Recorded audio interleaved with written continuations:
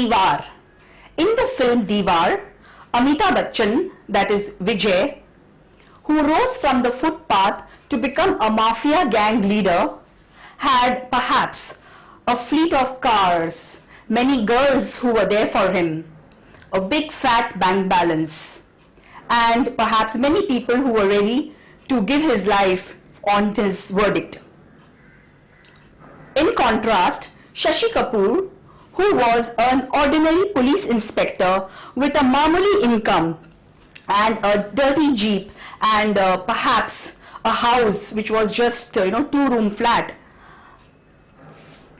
Amitabh Bachchan one day, standing tall again in a designer suit, handsome, under the bridge, told him कि मेरे पास तो गाड़ी है, बंगला है, मेरे एक निशाने पे लोग मरने को तैयार है, मुझसे डरते हैं लोग, तेरे पास क्या है? उस पर Shashi Kapoor, that is Ravi, said, हिम्मत से आंख में आंख मिलाकर कि मेरे पास माँ है. That time, millions of people across India and foreign cried. Their hearts were filled with tears on listening to this word Ma. Ever since, Ma has become a complete, kind of consciousness in people's hearts as in India.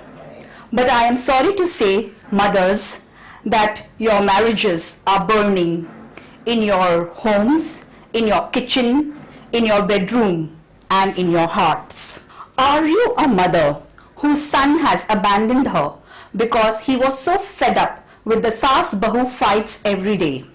Or perhaps you are a daughter-in-law whose marriage is burning in the Indian court in a divorce because you could not adjust or live up to the expectations of your in-laws. Or perhaps you are a son, a husband who is so torn apart due to this tug of war between the wife and the mother. If you are, then yes, friends, your marriages are burning in India. Hello, Madam Sunita. Hello. Thank you for coming on Sara. She's just like you. Okay. So, Madam, tell me that why is it that in Indian tradition society that we are living, sometimes sometimes it happens that a bahu is considered as a whore or a gold snatcher, and perhaps someone who has come to destroy the family peace and steal away the son. See, in our Indian tradition, the son is brought up to bring glory to the house. Wherein the question of bahu coming to the family, the mother-in-law is very, shaken. So she feels that now another woman has come, she will snatch away my son. So a daughter is supposed to be given as Kanyadan. So, but when a bahu enters the house, she also has some expectations, wishes, dreams, and the mother-in-law is very threatened, and she thinks her son. It took 20 years for her to make a son of him, and now this lady is going to take 20 minutes to make a fool of him. That's all. So, Madam, how do you think that couples at home should live really joint partners and work towards creating family harmony so that they do not land up in divorce, or the mother-in-law doesn't land up in old age home? See, a boy should not bring a woman as an ayah to his mother. Nor should he sacrifice his life and dreams for a good woman. If he does so, then he will be having affairs outside the house, and then he must be mentally secured, not rely on everything on his mother. The mother should not be emotion. They should, otherwise it becomes very difficult for the bahu to handle the affairs of the house. They should become independent as adults and support one another. So, Madam, how do you think you would advise to millions of viewers who are watching us worldwide, that how Sara as a system can make sure that couples don't fight and the daughter-in-laws don't land up in divorce, or the mother-in-law doesn't land up in the old age home, and marriages are prevented from burning in India? See, both the mother-in-law and the daughter-in-law should make efforts to bring harmony to the family. There's a story, for instance, I'll tell you. A mother-in-law and a daughter-in-law unitedly started making some pickle, and they hired some people from outside, and this word spread in the community, and that pickle became so famous that they started exporting it to the other countries. So this is how they united, and they brought harmony in the house. Once when I was traveling to Singapore, I saw that there was a mother-in-law and daughter-in-law making parathas, Indian parathas, and serving to customers. And everybody was so impressed because the parathas were so tasty and really tasting, and everybody was enjoying, whatever they were doing, the work that they were doing. So I feel that this is how, that instead of asking and searching for love and etc. outside, if you really at home itself, if you can really unite, you will find love there right at home. Jenifer, our marriage counselor, is here today to address to millions of viewers for Sara, She Is Just Like You, on the topic of burning marriages in India. Jenifer, why do you think our marriages are burning in India, wherein a man does his best? I mean, he gets, the best business, and he gets, the wedding arranged very well, and makes sure that the bride who comes home is given all the comfort and peace. Even the daughter, even the mother-in-law makes enough efforts to kind of keep her as comfortably as possible. But somehow the marriages are burning, and the man also does not know that why is it that the divorce happens. So why do you think marriages are burning in India?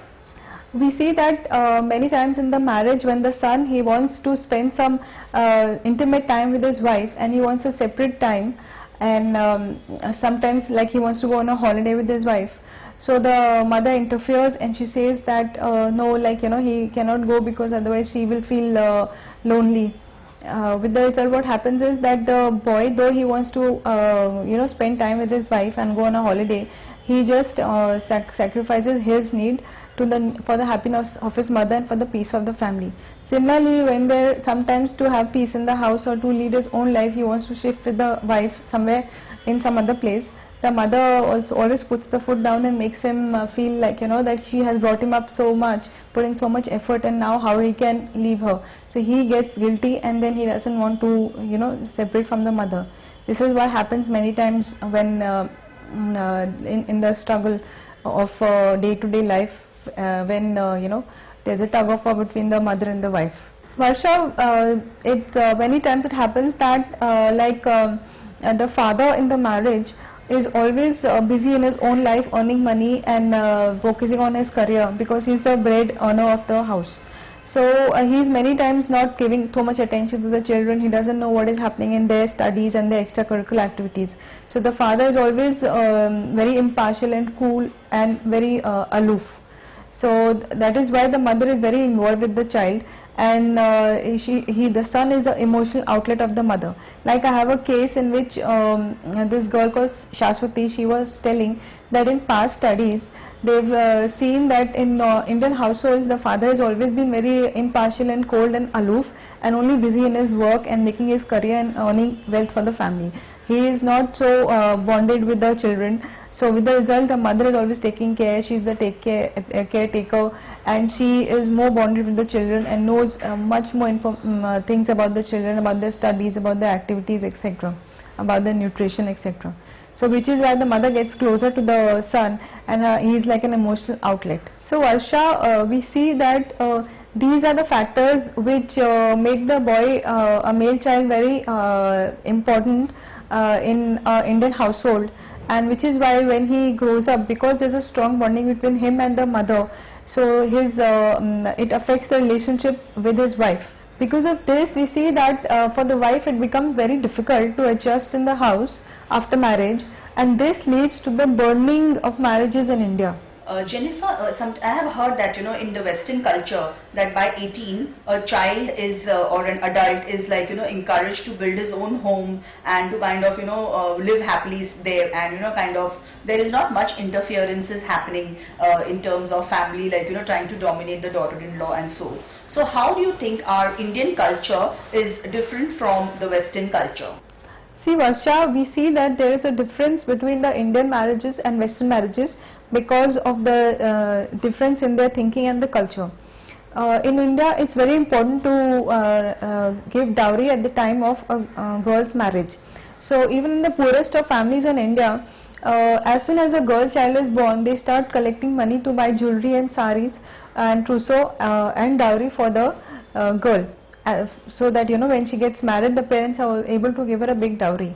So many times in India we see that people spend a lot of their savings and investments on the marriage of their daughter, and even whatever they've saved for the retirement, they spend that also on the dowry and giving her gifts during the time of marriage, and even after the marriage in some houses giving this gift, and this give and take continues. Whereas in West we see that the children, when they grow up after the age of 18, they are sent out of the house to fend for themselves. So the complete responsibility of spending all the money for the daughter's marriage doesn't come on the parents of the girl. Many times because the child gets out of the house, the boy becomes very independent, fends for himself. So financially the parents don't have to spend so much money on their daughter's marriage.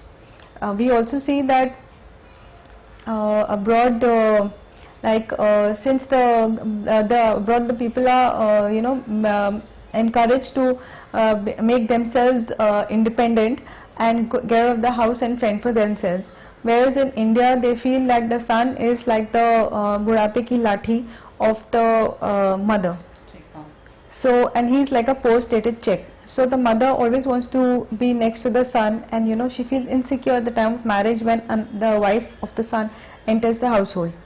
Whereas in the West, the parents do not live with the children, and the son has leads his own life with his wife, and the mother doesn't feel that insecure because the culture there is different, where everybody has an independent life and independent thinking. So the mother is not dependent on the son, and neither the son is dependent on her emotionally as is financially. So this is a basic difference. Somehow I feel, that post-dated check, as you said, that mothers should not use their children as post-dated check. Parents should serve their children and then set them free without any obligation. It's like how there is this thing that if you do have too much attachment and emotional dependence on your child, then you will feel like a caged bird, because when it is time to set them free and kind of really release them and make them like good citizens who will enjoy their family life, they feel that their emotional attachment is like binding them again and again, and as a result that conflicts happen. So you must love your child, serve your child, but without any obligation. You should not consider your child to be a post-dated check, and then release him and free him, so that you two are also free and kind of are able to live happily. Also, the daughter-in-law should make sure that she does not come to the family with too many demands: sex, property, money, romance, everything, honeymoon, again and again, time and time again. She should mature, and she should understand that it will all come to her gradually as she grows, progresses, and like milk, she gets involved in the water, and really kind of makes sure that everybody in the family is kept happy. So gradually it will all come to her, but essentially she should not be instigated by her parents or friends, and kind of in an immature manner she should not behave and keep having demands day after day, making life hell for the in-laws. What are the different kinds of power struggles that happens in families, for that matter, even middle class families or the rich families, whereby that everything is like kind of there is a war happening inside, miniature war happening in the minds of the people, where everything is decided for the daughter-in-law, and the daughter-in-law comes home with her modern values and systems, and as a result this battle kind of leads to a lot of chaos and fights in the family. Varsha, we see that when a girl is married, so she goes into the household of the husband. So she has to go through a lot of struggle. One struggle is that she is of the modern generation. So the viewpoint of her generation and of the in-laws is totally different. There's a vast difference. So first she has to struggle to bridge the generation gap between her thought process and the thought process of her in-laws because of the generation gap. Secondly, she has led a different kind of a lifestyle in her own house. So when she is grown up with that and she's used to that kind of a lifestyle and behavior and different people, when she goes to the husband's house, there the environment is totally different, and there she has to change her behavior so that she can adjust in the different environment. It should not happen that as soon as the girl is married, overnight she wants to change everything. Instead, she should see the environment, observe the environment, not try to change everything, adjust in it, and try to make everybody happy. She should not just expect that as soon as she's got married, she has got to get the best honeymoon, a lot of money and property, and everybody should just listen to her and everybody should just dote on her. Instead, she should adjust herself in the new environment, try to keep peace and harmony in the house. Jenifer, how do you think, our daughter-in-laws who comes to our homes, are really sensible and matured enough so that like milk, that they get involved with the affairs of the house, that is, like milk mixing with water, and make sure that, marriages don't burn in India. What is that final take-home advice that you would like to give to our millions of viewers watching us worldwide on Sara, She Is Just Like You? See, Varsha, basically we should see that when a girl gets married and goes to a new house, there is a tug of war between the mother-in-law and the daughter-in-law, and with the result what happens is that the son, he gets torn between the mother and the wife.